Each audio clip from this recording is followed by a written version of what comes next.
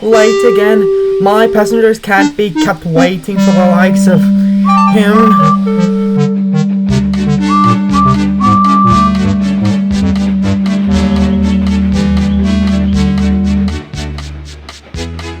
Look who finally showed up 12 minutes late too. Edward just laughed and James fumed away.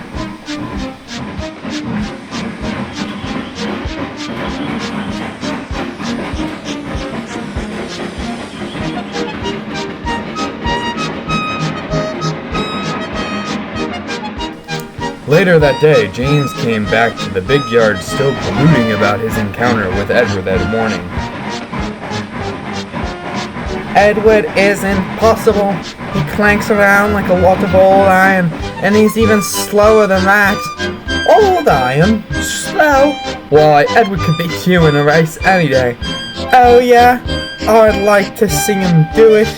And with that, James slunk away to the sheds.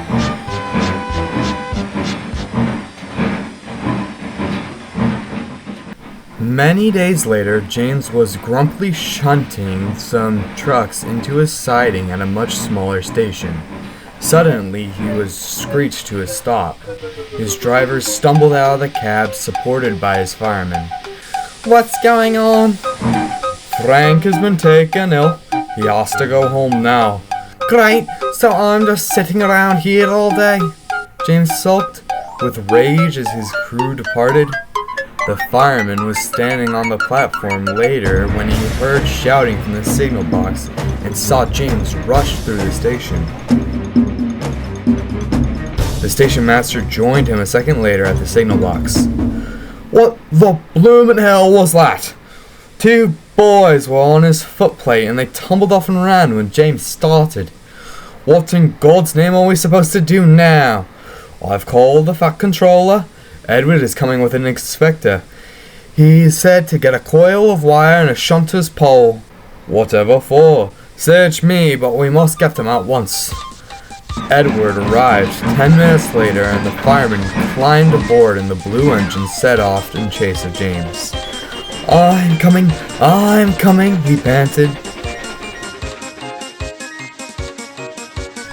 James had gone out of the yard slowly, with his speed gradually creeping up. By the time he passed over the viaduct, he was heading at a very fast speed. What a lark, he laughed, none the wiser. However, he kept going faster and faster. Finally, James realized he had no crew. Help, I can't stop. We're coming. Edward came up with every ounce of steam and smoke from behind the red engine. That's when James's fireman finally learned about the inspector's plan. The inspector climbed up onto Edward's front, clinging onto the shunter's pole with a coil of wire dangling off in a noose. He was trying to slip the noose over James's front buffer. The engine swayed and lurched.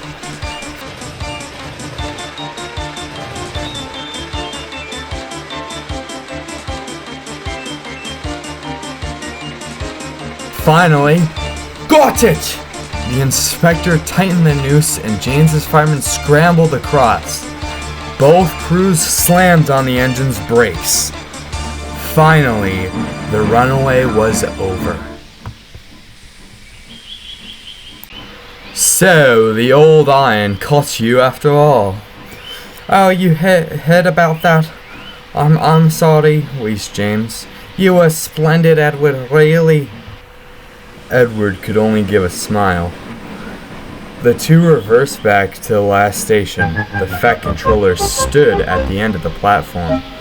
Well, James, an incident every fall for you. Oh, well, you go take a rest and go back to work.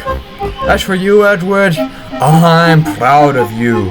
You're going to go to the works to get your worn parts mended. Oh, thank you, sir. It will be lovely not to clank. Edward was away for many weeks. James was starting to get worried about him.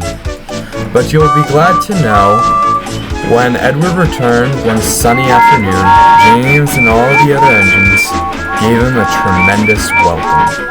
The Fat Controller says he'll be deaf for weeks